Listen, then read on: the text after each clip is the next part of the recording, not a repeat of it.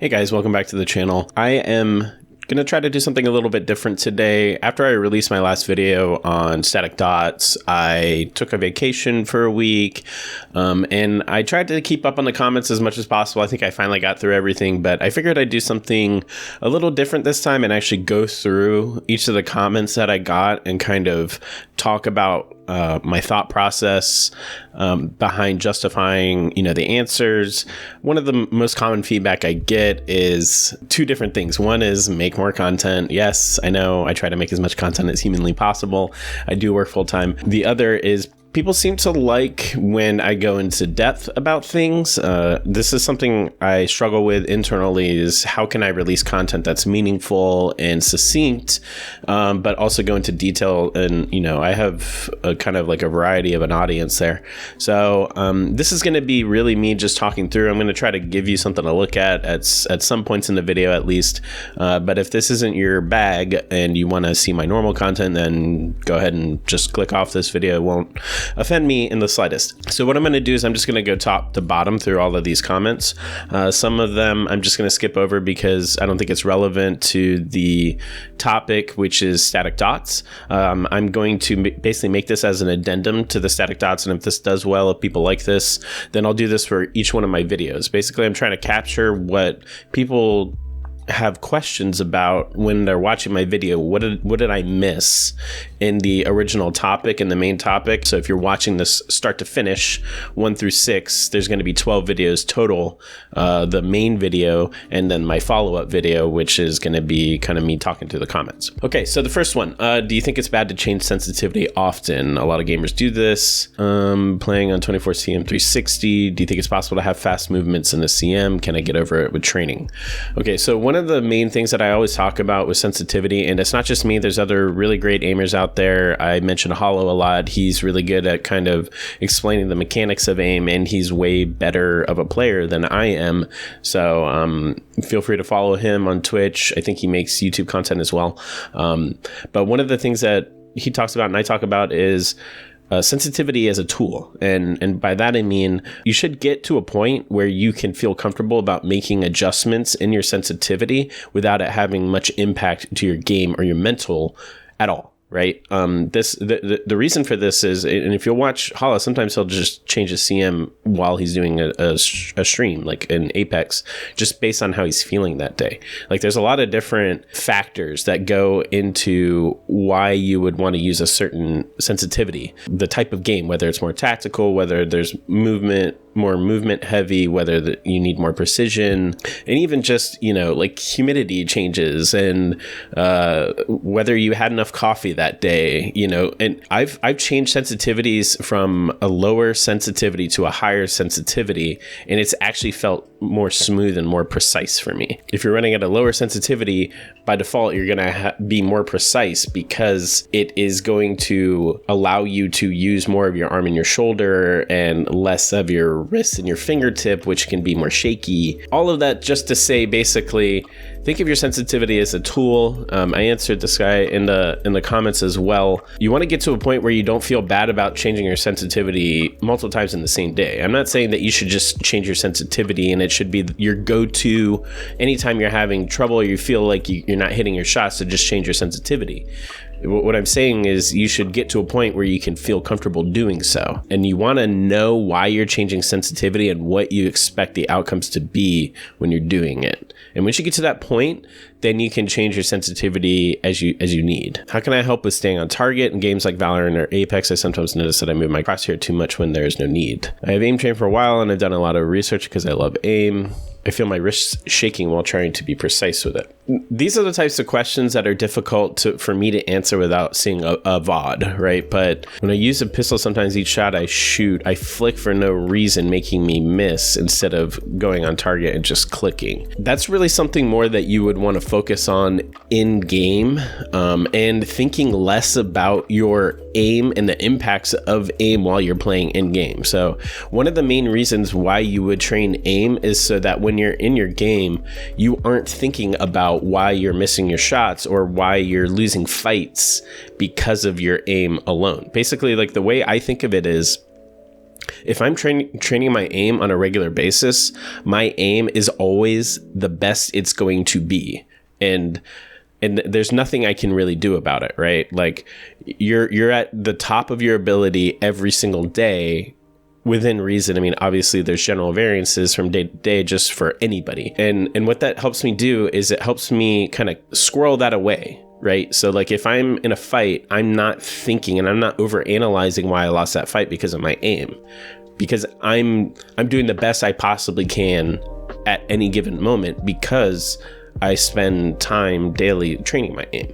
And I think so it really comes down to feeling confident in your game, and then recognizing when you're doing something that is suboptimal or you're making poor decisions about how you're using the gun. For example, in this example where you're flicking for no reason, you can watch your VODs, you can pay attention while you're shooting with that gun and force yourself to stay on target, for example. Like, think about that part of it. Don't think of it as like, oh no, my aim sucks right now, like I can't hit my shots. Think of it more as just like when you're training aim, like with static dots, like thinking about how you can correctly move your mouse to not over flick or under flick on a target. You know, it's the same concept.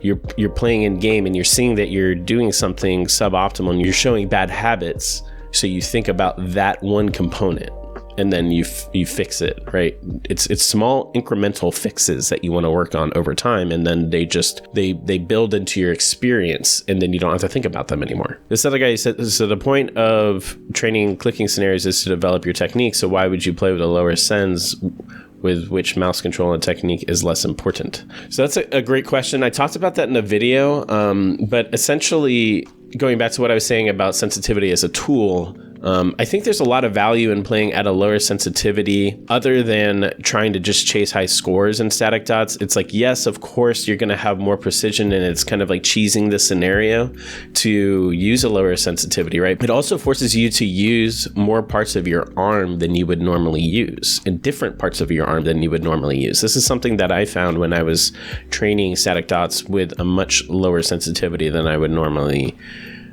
train with and then I would normally play with. So it's like, yeah, it is kind of cheating in some ways, and I wouldn't advocate just like constantly playing at a lower sensitivity just to get high scores, because that's not why you're doing it. I also wouldn't say that there's absolutely no value in playing at a lower sensitivity, even if it makes static dots easier. So this question is about Pokeball scenarios, and I wish I had gone into this a little bit more in my video. I just kind of ended up covering it with some text over the screen about why you hold left click button while you hold it down the whole time you're doing Pokeball. So the Pokeball scenarios are meant to help with precision. They're meant to help with one of the common errors that I see people make with static dots and habits that they get into, and I might throw up some video to show an example of this, is kind of swooping around the target every single time that they move from target to target. And it's just these minor amount of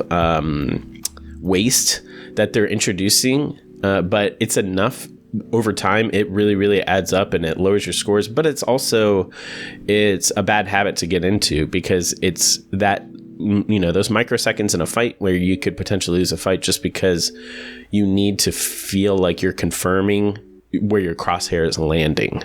And what Pokeball scenarios help with, they help you with keeping lines straight from target to target, so you're not swooping around, you're just moving your crosshair onto that target. You hold your left click button for a couple reasons. One is for score optimization for sure. Another reason is when I start talking about target switching, I'll talk about this concept called spray transfer. And it's the idea where you're shooting at one target, and you are, let's say you got a gun with a 30 bullet mag, right? And then you use 15 of those bullets to shoot one person, and then you just flick over to the next target while still holding down your shoot button, mouse 1, basically, and then you start shooting that next target.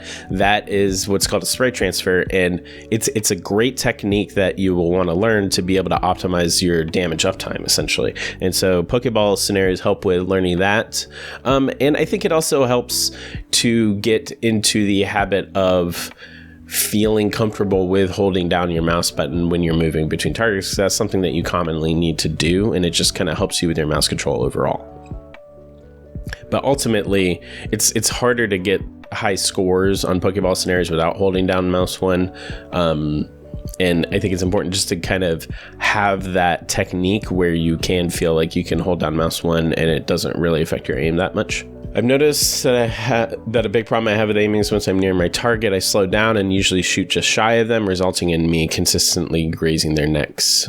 Ears. It's a problem with my wrist tensing up. So again, this is kind of like a VOD type thing. Ultimately, for me, this is something that you would want to be training with static dots, with your under and over flicking. This is something that you're kind of get better at as you improve your technique. You always want to try to land on the target whenever you flick between targets.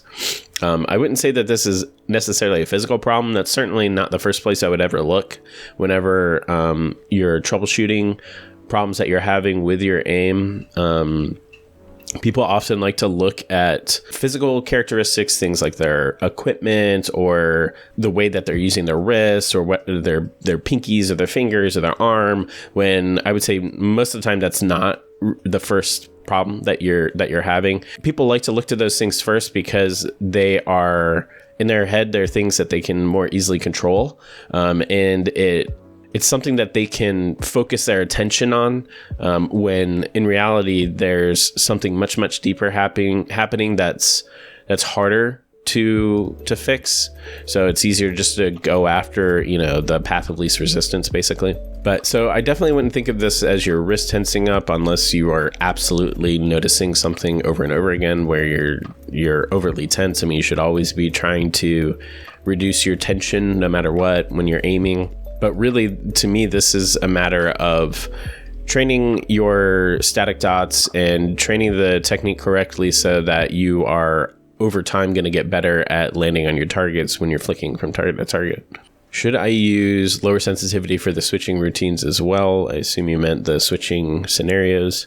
So in switching scenarios, normally you want to use a higher sensitivity. I'll talk more about it in target switching once I get to that point of this video series, but target switching normally requires flicking between wide angles, and in order for you to be able to hit those big angles, if you're running at a really low sensitivity, you're going to find that you're going to struggle doing that. It's just the same reason why you would run at a higher FOV, so that you can actually see the targets on the screen so you can flick to them. So there's this question on mouse accel, but because it has nothing to do with static dots, I'm just going to skip over this one. But if you want to read it, you can on my YouTube channel. Dope video. I think there's some benefit to spending a little bit of time practicing straight lines slower. It makes your fast flicks more accurate with cleaner lines. So I agree with that. And the only reason why I didn't cover that in depth in my video is because I have seen so many Reddit posts in the FPS Aim Trainer subreddit where people say the way that you improve your static technique is by slowly tracing between targets.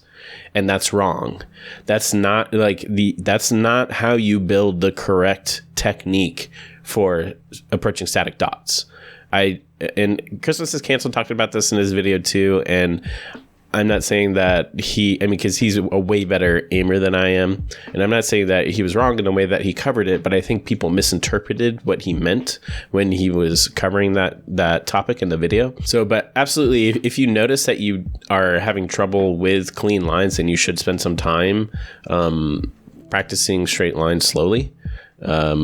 I just think it's important that you develop that static technique from the very beginning. Like if you just installed Kovacs and you just picked up a mouse for the first time and you just started doing FPS games and you started to try to train your aim and you wanted to learn static dots, you wouldn't learn static dots by just slowly tracing between targets. You have to learn that fast flick. It's very important.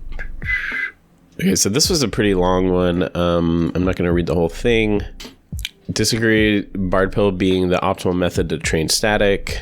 Not a fan of barred pill method for practicing static because all swings aren't equal and you don't necessarily want to flick to all of them and then micro correct.